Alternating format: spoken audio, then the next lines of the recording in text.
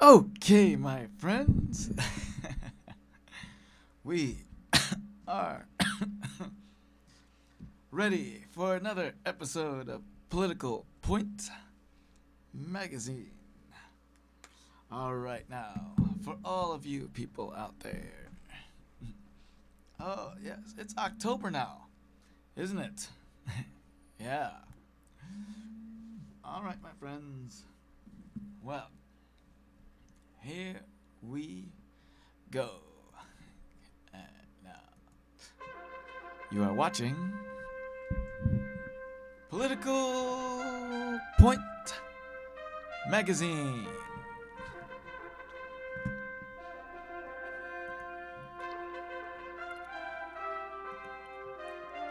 Where the right is right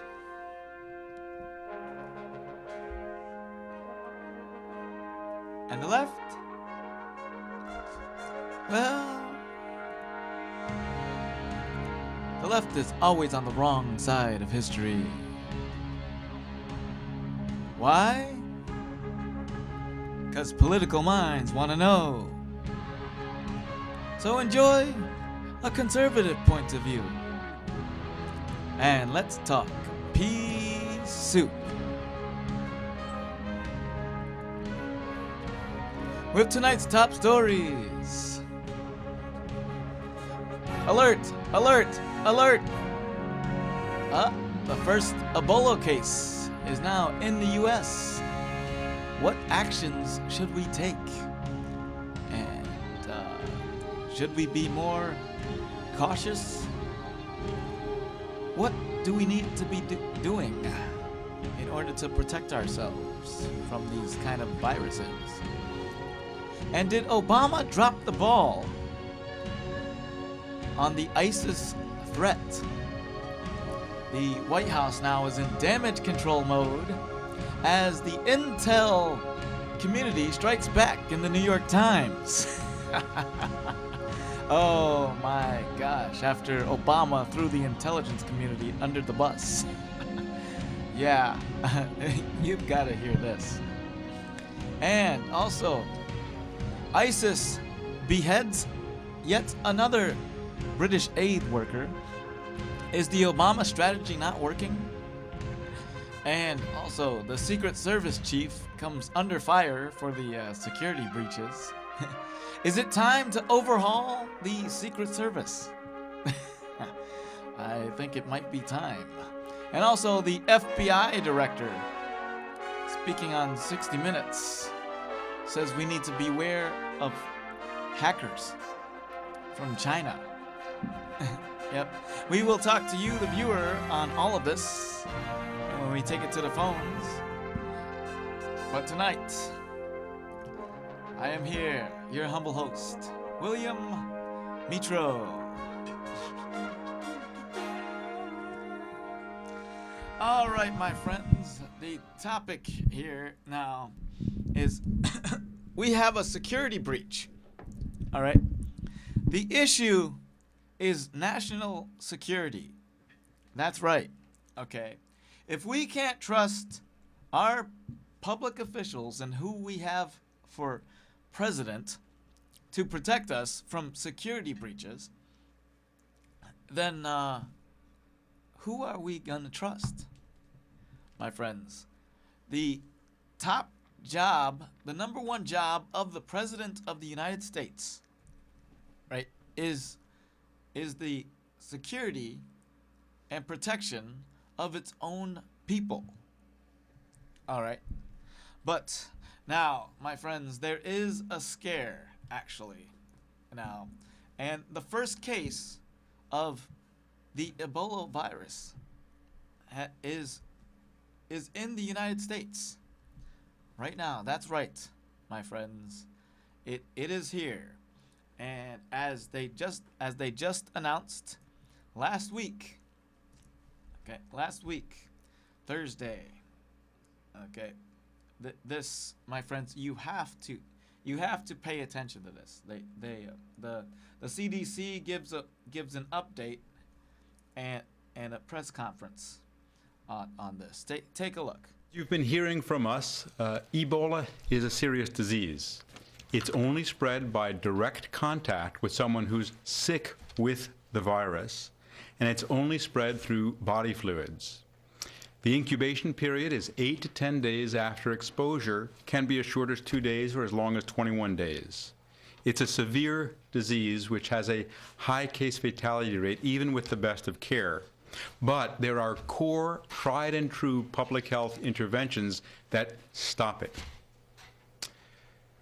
Today, we are providing the information that an individual traveling from Liberia has been diagnosed with Ebola in the United States. This individual left Liberia on the 19th of September, arrived in the U.S. on the 20th of September, had no symptoms when departing Liberia or entering this country, but 4 or 5 days later, around the 24th of September, began to develop symptoms. On the 26th of September, initially sought care, and Sunday, the 28th of September, was admitted to a hospital in Texas and placed on isolation. We received in our laboratory today specimens from the individual, tested them, and they tested positive for Ebola. The state of Texas also operates a laboratory that found the same results. The testing for Ebola is highly accurate. It's a PCR test of blood. So what does this mean? The next steps are basically threefold. First, to care for the patient, and we'll be hearing from the hospital shortly, to provide the most effective care possible as safely as possible to keep to an absolute minimum the likelihood, the possibility that anyone would become infected, and second, to maximize the chances that the patient might recover. Second, we identify all people who may have had contact with the patient while he could have been infectious. And remember, Ebola does not spread from someone who's not infectious. It does not spread from someone who doesn't have fever and other symptoms. So it's only someone who's sick with Ebola who can spread the disease. Once those contacts are all identified, they're all monitored for 21 days after exposure to see if they develop fever. If they develop fever, then those same criteria are used to isolate them and make sure that they are cared for as well as possible so that they maximize their chances and to minimize or eliminate the chance that they would infect other people.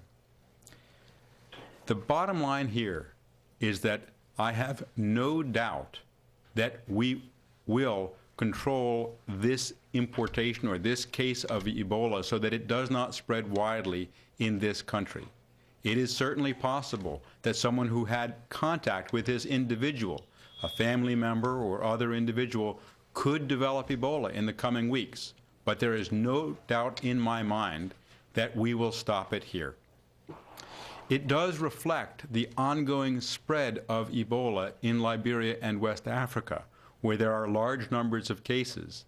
And while we do not currently know how this individual became infected, they undoubtedly had close contact with someone who was sick with Ebola or who had died from it.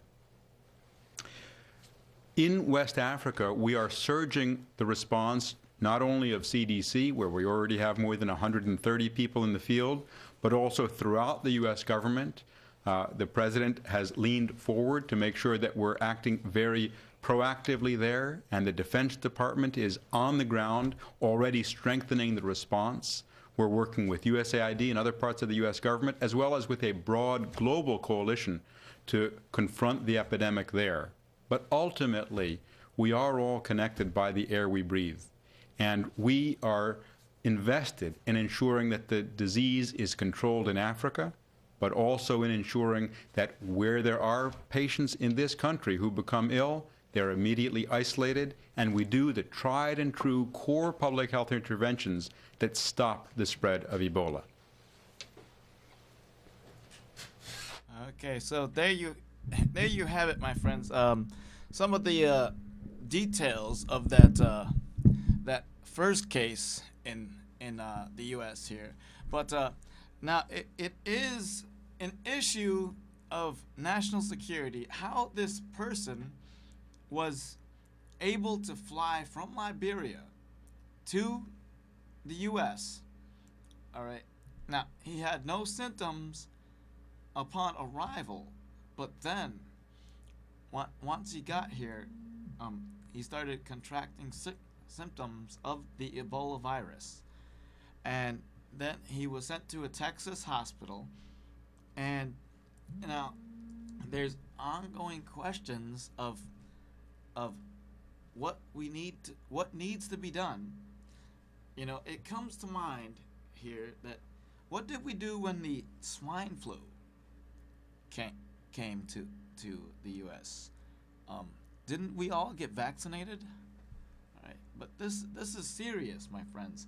And now with the president, now this goes along with the president's overall policy on security and open borders and stuff like that. We need to put up the border fence.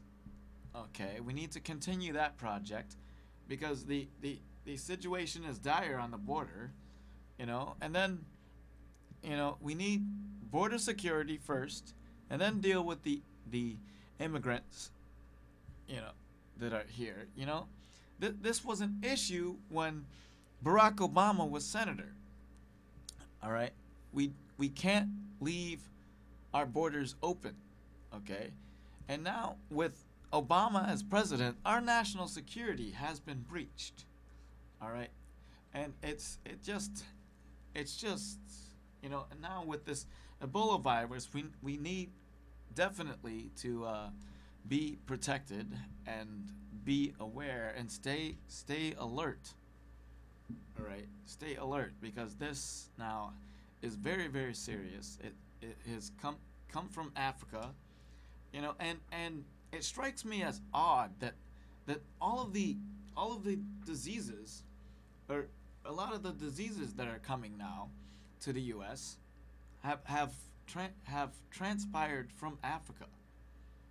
It's weird. We had the AIDS virus, the HIV/AIDS, which was originally from Africa, and then President Bush did a lot to save millions of lives in the fight against AIDS in Africa,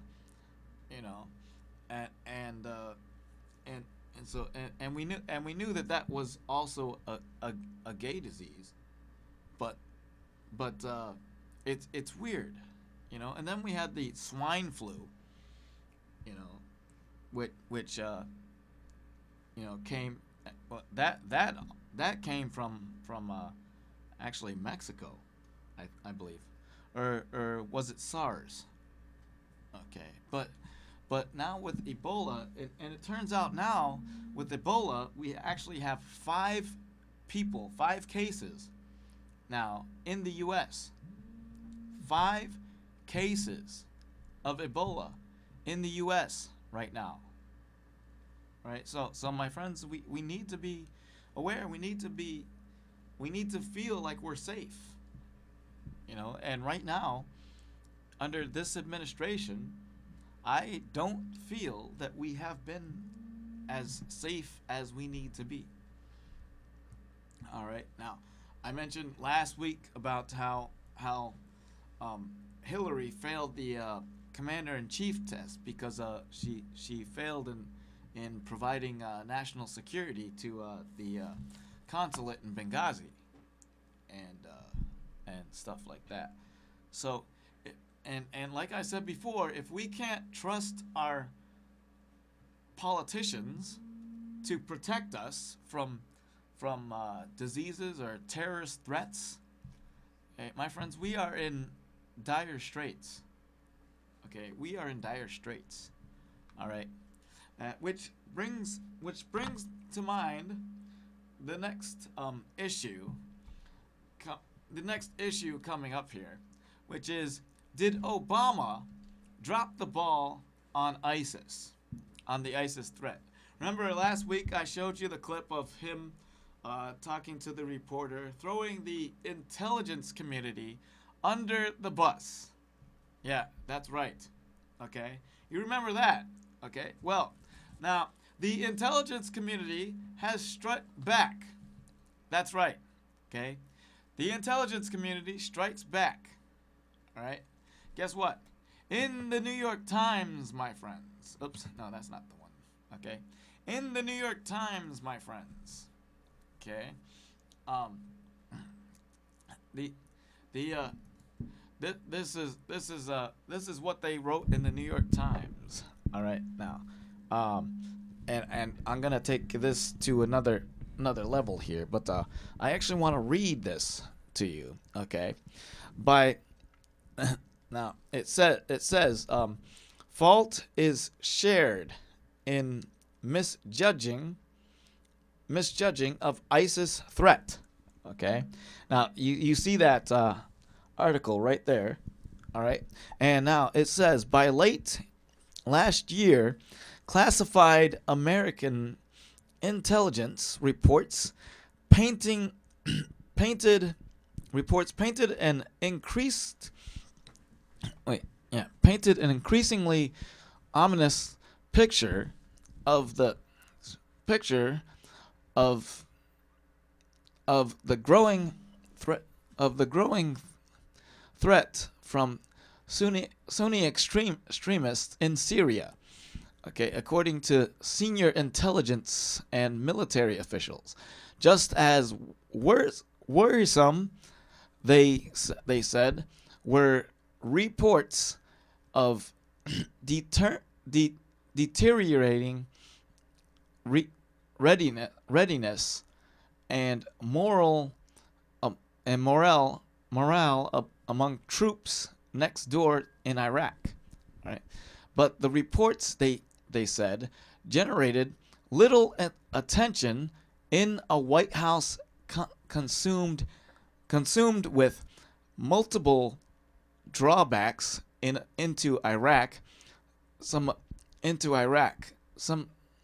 of us, the intelligence community says, some of us were pushing the reporting, but the White House just didn't pay attention to it. You see that? All right. So, and then it continues. Okay, and then it continues. All right. That okay. And then it continues by a senior American intelligence official. Okay, they were preoccupied with other crises. The official added, this just wasn't a big priority, he said.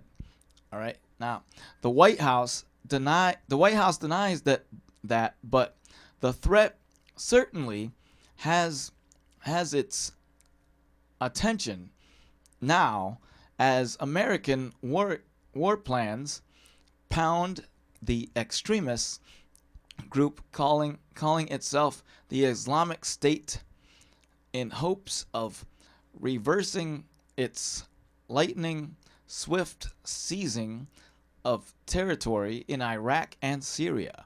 Still, even as bombs fall from the sky thousands of miles away, the question of how it failed to anticipate the rise of the militant force for that in it that in the space of a few months has redrawn the map of the Middle East.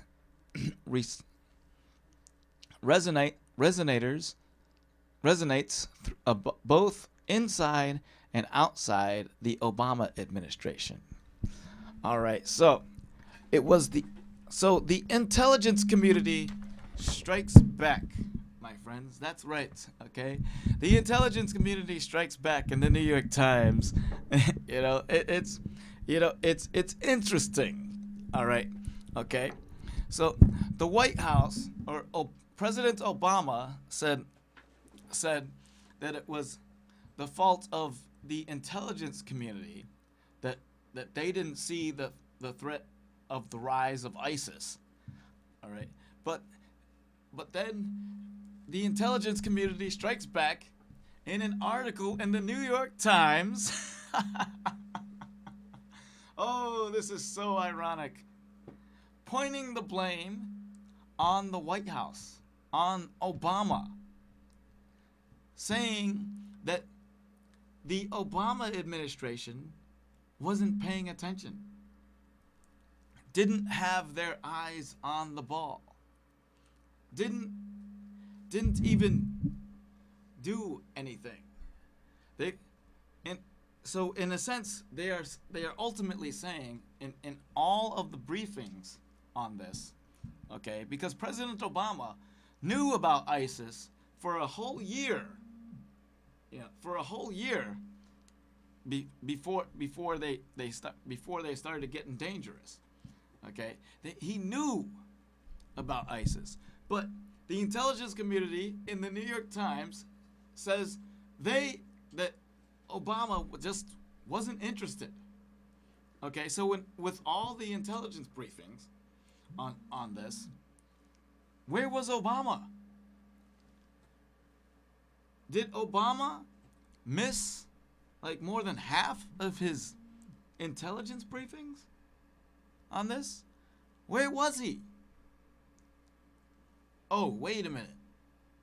Oh, wait a minute. Back in 2011, okay, back in 2011, President Obama releases troops or withdraws troops from Iraq. Okay, so all of our troops leave Iraq. Okay, and then they go into Afghanistan at the end of 2011. All right. Now, 2012. Let's see. We had an election year. Okay. President Obama was campaigning. Let's see. Here. Yeah. President Obama was out campaigning and also playing golf. So what's wrong with this picture here? And then ISIS grows in Iraq through that entire time. All right. So this is quite odd that we have the intel actually firing back, actually taking a stand against the administration. And mind you, here's another thing. Here's another thing that's interesting. Former Defense Secretary and FBI Director Leon Panetta, and Defense Secretary, Leon Panetta has now a book out. Has written a book, and it totally criticizes the administration. All right, it goes against the administration. All right, Leon Panetta was also on the news and talking about how Obama is definitely going to need to send troops on the ground to combat ISIS. It's going to grow to an all-out war. So Leon Panetta, a Democrat and a patriot, mind you, okay. I don't agree with his with a lot of what he did, but he knows his stuff. He knows his stuff. Same with Bill Gates, former Defense Secretary. Okay, Robert Gates, I mean. Yeah. Bill Gates, yeah. Mr. Gates, another former Defense Secretary, also said, who is a Republican, by the way, also said that that Obama is going to need to put boots on the ground, okay, to combat ISIS. Okay, so here you have both a Republican and a Democrat. Both were former defense secretaries.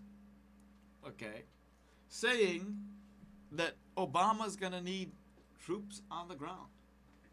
It's going to be another war.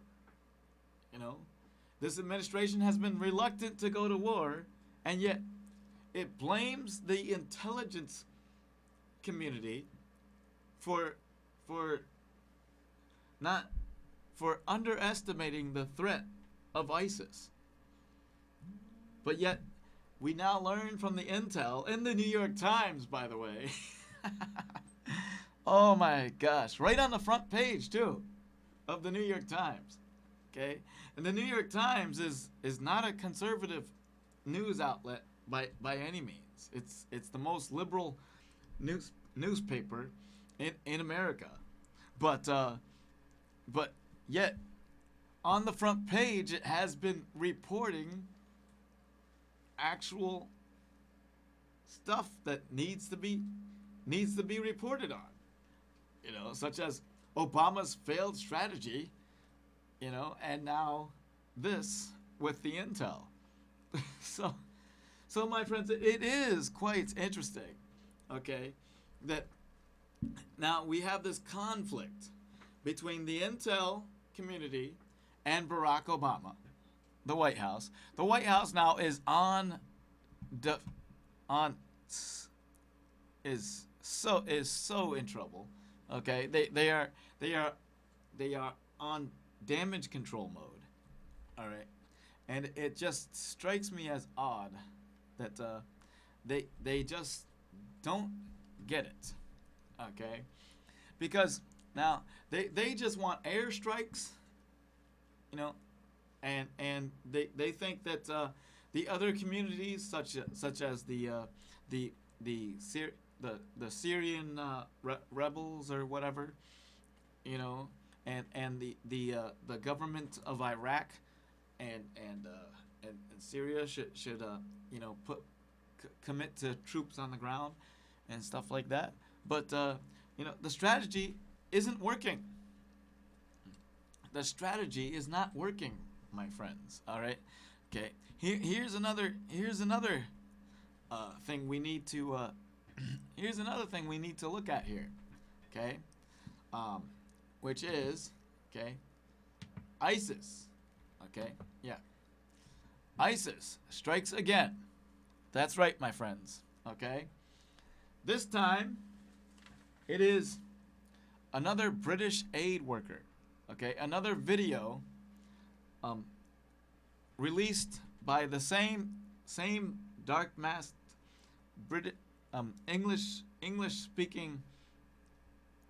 speaking terrorist, you know, chops off the head of another British aid worker.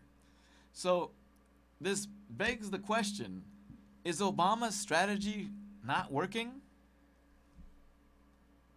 I don't think it is. I don't think it's working. It's not working to deter the beheadings.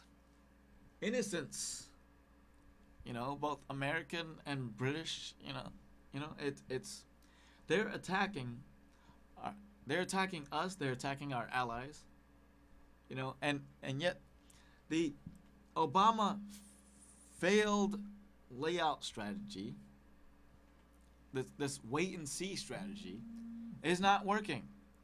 Okay, we can't just do airstrikes. We are not in the market for that.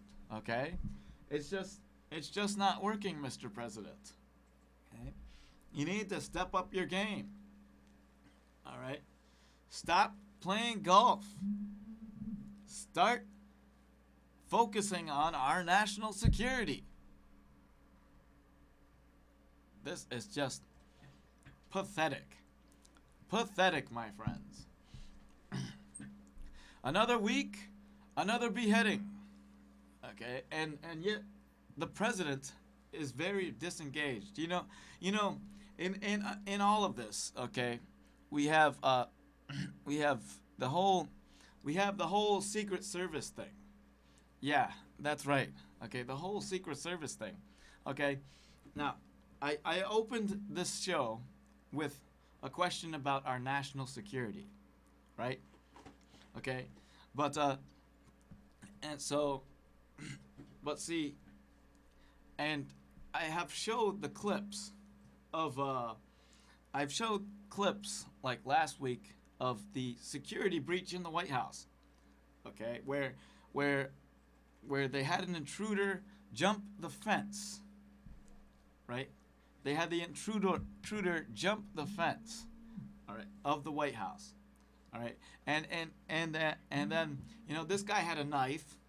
Okay, and then there was another incident.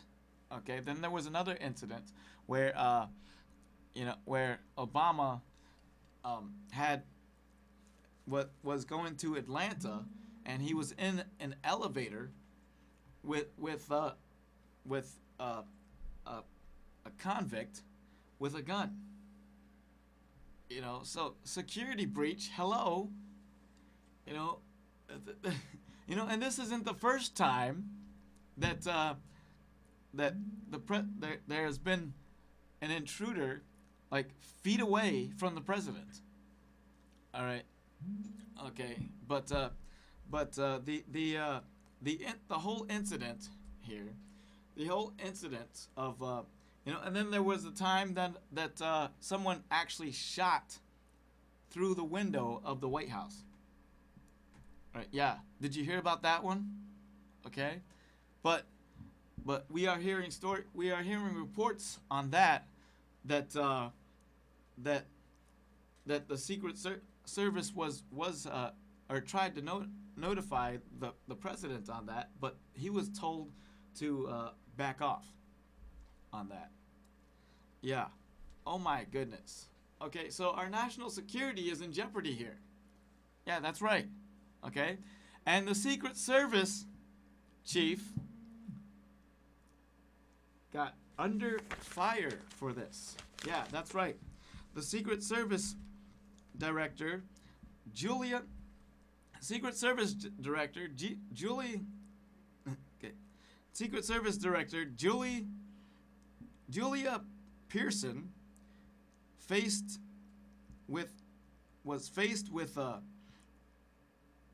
a withering critique of her leadership Tuesday last week before the House committee in the wake of the mounting disclosures about breaches of the White House security. Okay. Yep.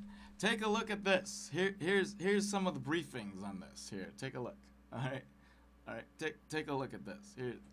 An intruder walked in the front door of the White House, and that is unacceptable. Republican Chairman. Yep. But Jump. Yep. But yeah. So you see in some of this here.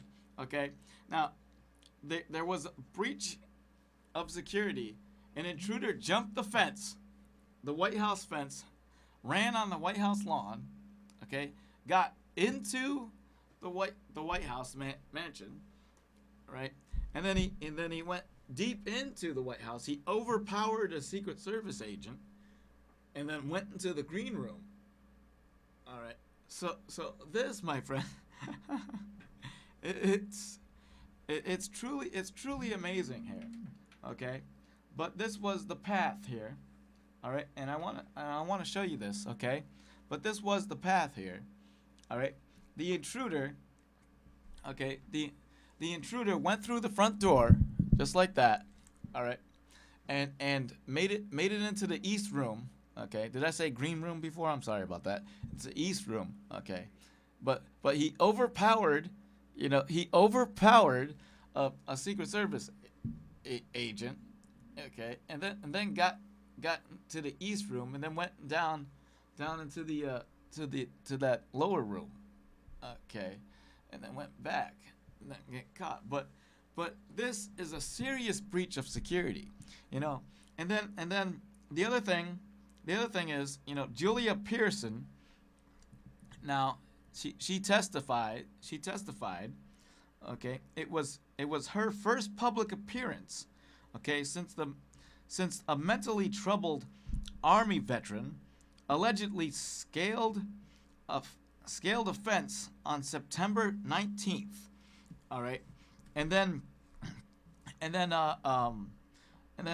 burst into the mansion. Okay, this guy's name was Omar Gonzalez. All right, yeah, who had a knife and allegedly made it to the threshold of the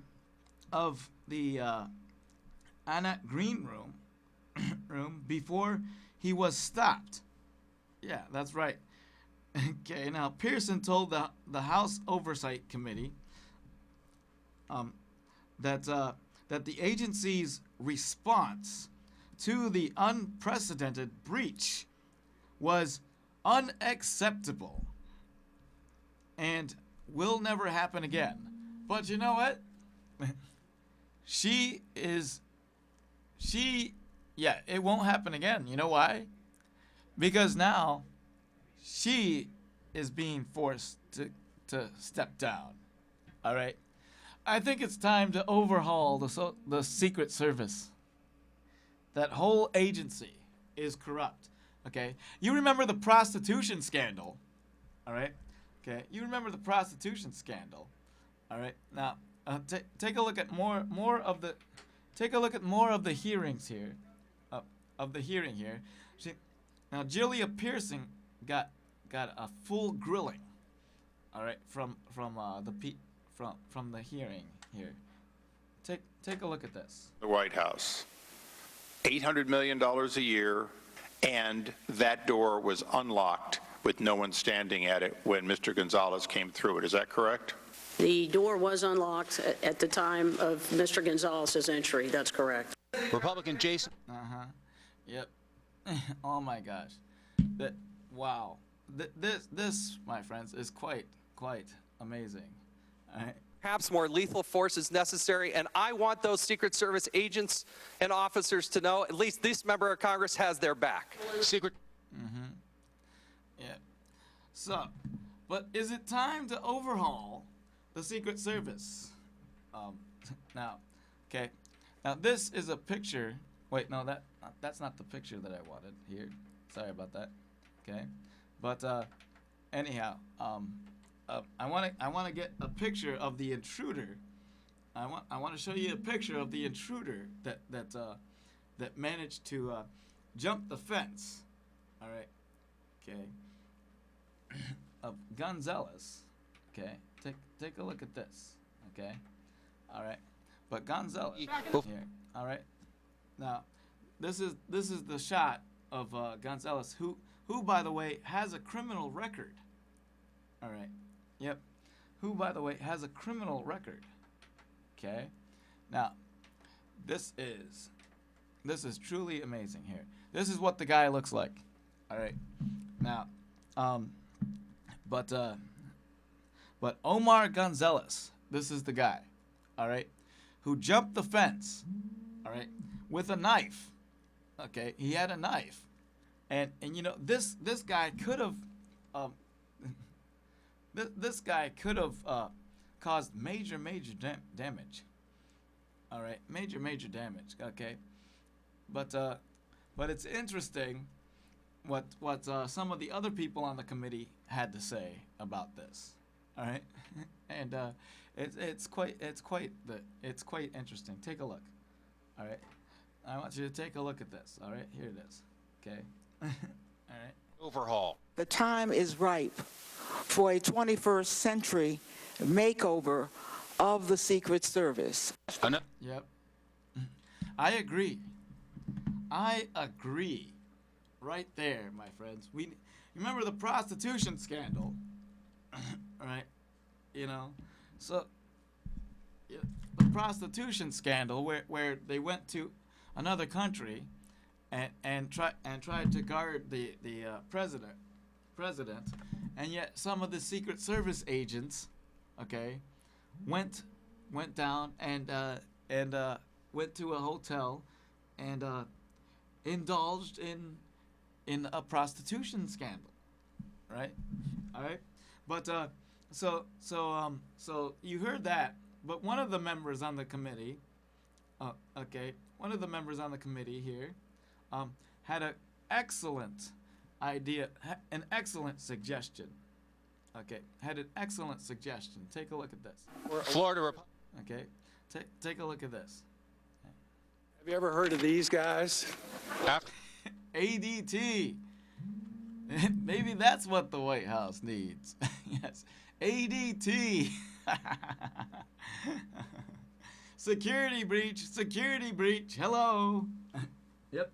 I think we need to overhaul the whole system. Overhaul the whole system there. All right. Okay. Now, that, my friends, is quite amazing. All right. But yeah. So, but now, my friends, we are getting into the nitty-gritty here. All right. But I do think that we are in dire straits because this whole thing having to do with national security and whatnot. Okay. But it is amazing. Okay. Now that take a look at this. Okay. Now our current FBI director went on the news recently. All right, and get a load of this. He says that we need to beware of hackers. All right, take a look at this. All right. Hits from China do we take in a day? Many, many, many. I mean, there are two kinds of big companies in the United States. There are those who've been hacked by the Chinese and those who don't know they've been hacked by the Chinese. The Chinese are that good? Actually, not that good. I liken them a bit to a drunk burglar.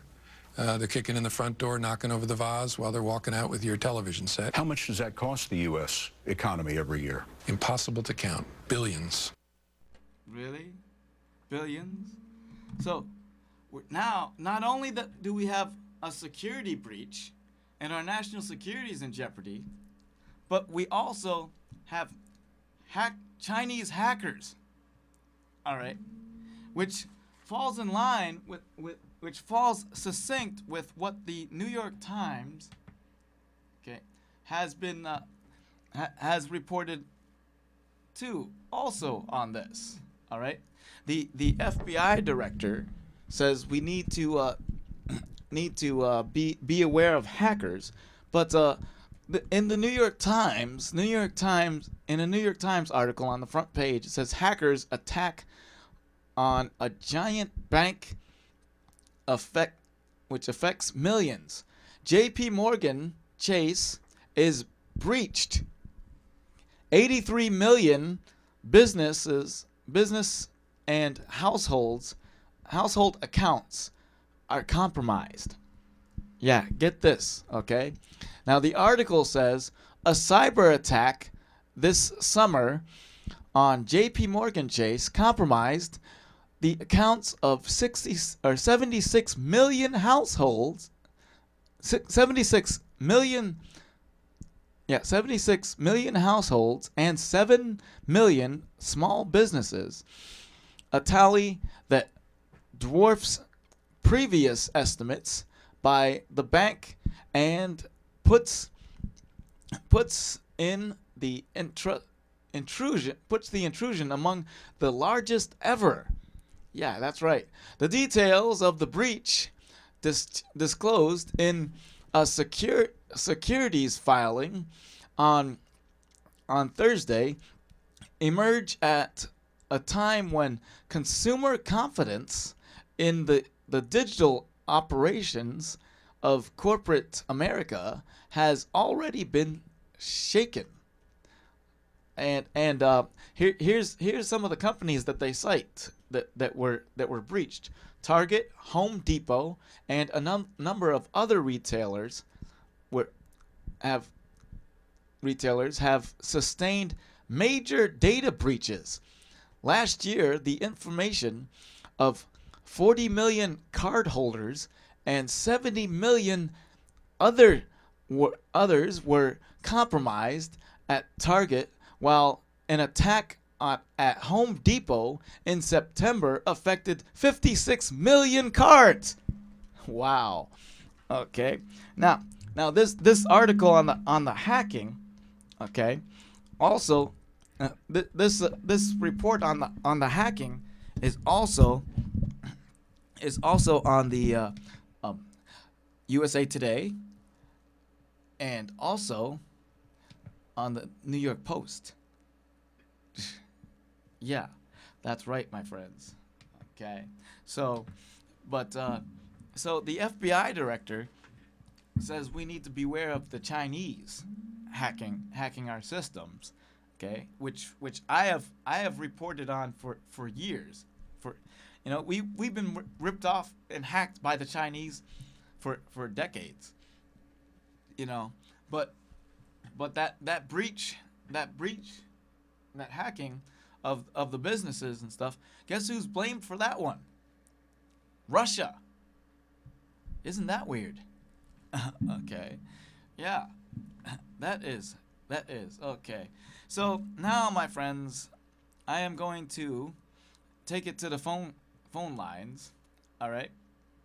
Okay. I'm going to take some calls. Okay. So if you are paying attention, I would like to know what is on your political mind. Okay. 272-0319. All right. Okay. So, my friends, it is quite interesting. Okay. Now, we are in the midst of a national security crisis. Okay. Hello, you're on the air. What's on your political mind? Yes, well, I want to start out by saying ancient Chinese secret. Yeah, whatever. We're being hacked by the Chinese. Yes, we are. Yeah. What I want to say about the Ebola outtake, okay? Yes. I want a president in front of United Nations, a doctor named Kim Lua, Yeah. wants help. I want to say that most of these global countries have corporations, have pipes made out of gold everywhere you go, including South Africa. You can go to Mexico. They all have trillion-dollar entities in their system. They don't have an economical social security system. They don't have any relapse system, unemployment system. They don't have health insurance. And Barack says, I'm going to do this for you because America does this so we don't get sick ourselves. But Barack also told the United Nations, every one of them, they have to step up to the plate now.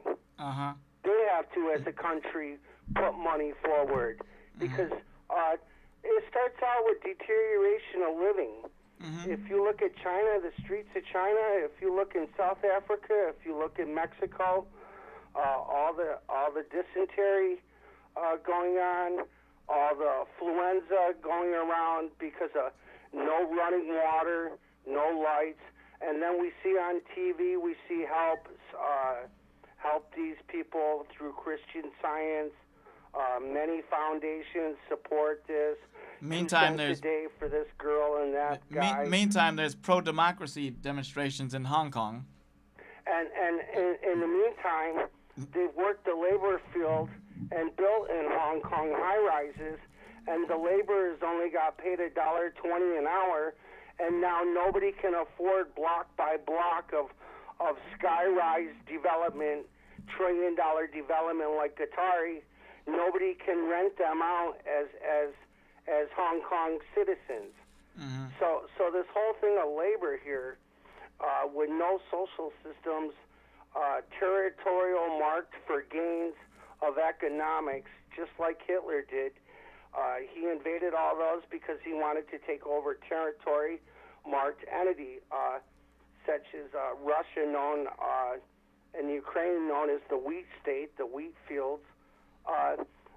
This has been happening for centuries and centuries, but I do appreciate Barack telling the United Nations, South Africa and Zimbabwe, all of them, that we will follow through on this, but you have to step up to the plate. You have to build these buildings, educate these people.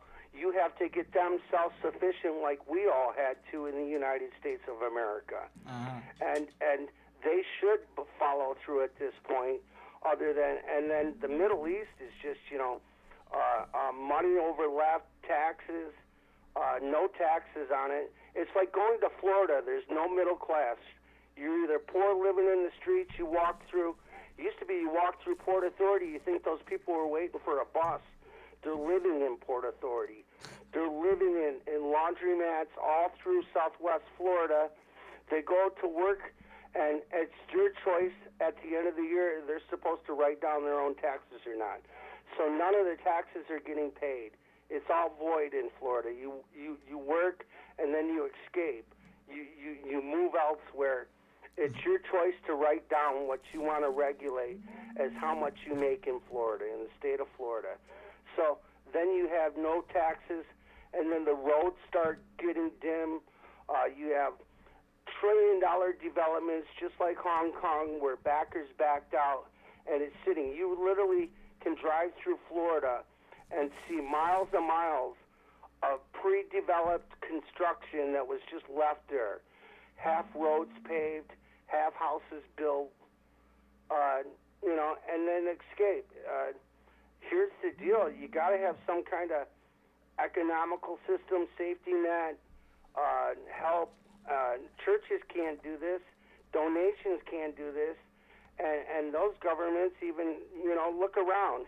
There's only 3 of us left. Canada, Europeans, UK, London, United States of America, but they all have, remember the bombing in South Africa? Yeah. At the mall. Yeah. Did you see the mall entities? Eastern Kodak, red carpet, what they call where Joan Rivers was standing through, and they show ESPN, they show like at a hockey game all the entities. Mm-hmm.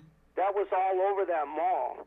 And here we are in the same South Africa dealing with people with no running water, no lights, living through hellacious, like pre-medieval time diseases that they don't have adequate hospitals. They don't have they don't have guaranteed running water. Their running water is out of an antifreeze bottle. Yeah. But it's all over the globe, Will. There's very poor conditions all over in the Africa. globe, and Barack now And is you know- making and you them know what? step up. You know They what? have to do this for their people. Well, Not do this as the United States of America we need to anymore. We need to protect our people, right? No, our people, Yes. but we've done enough as people. They have to help themselves, but they're in a predicament because they live there, but their government has no social economic system such as Social Security, labor, disability, unemployment. There's no WIC programs. There's no federal grants. There's no schools.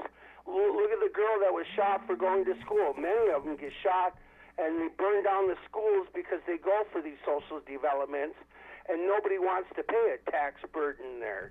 Mm-hmm. No government wants to lose money. It's like Florida. They escape without the taxes, and then the towns go Florida's broke. a good place. Yeah, all right. Florida's a good I'll place. let you go. All right, well, yes. Thanks, Pete. Thank you for your call. All right. Thanks. All righty. Yep. All right, but anyhow, so the way things are shaping up, okay, and I think I got time for just one more call, but as things come into play here, this is it's not looking good for the United States when ISIS is still stronger than ever, and then we have intruders in the White House, and our Secret Service needs an overhaul, our national security is crippled. That's what I think.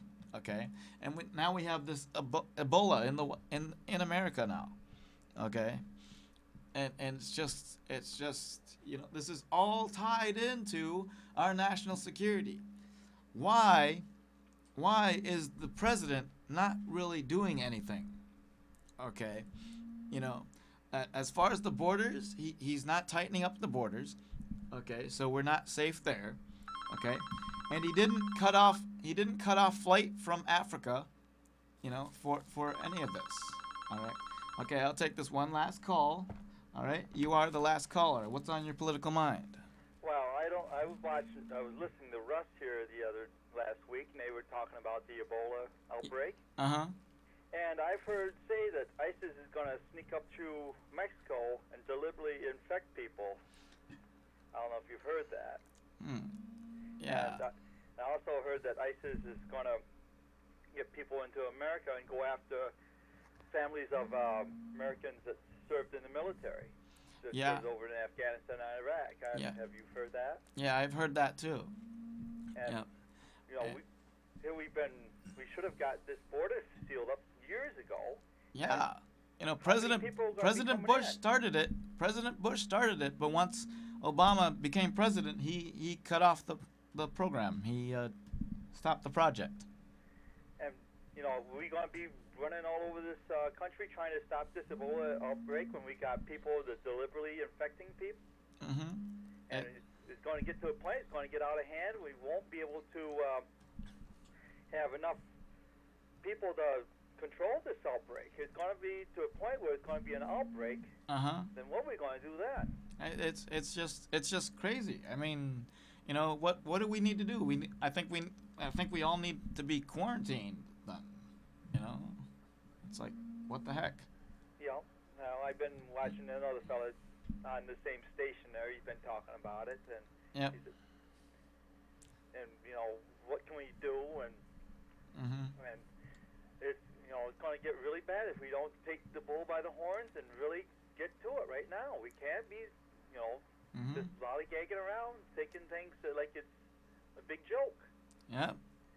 And it's all tied into our national security. Yep. You know that? We got to seal up the border. We got to show we're going to take care of things and deal with these people that's trying to make trouble for us. Yep. All right, my friend. All right. Well, thank you for your call. I get again to the last words of the night, which is I need to send a message out to my beautiful girlfriend Felicity. Someone's tampered with your Facebook page. Susie's Facebook page is no longer on Facebook. So if you are watching on YouTube and you get my message, contact me. All right, I love you. All right, and that is our show for tonight, my friends. So we thank you for watching Political Point, where the right is right and the left is always on the wrong side of history. Follow me on Twitter at WilliamMitro2, and also check us out on YouTube. All right, we thank you for watching Political Point, where the right is right and the left is always on the wrong side of history.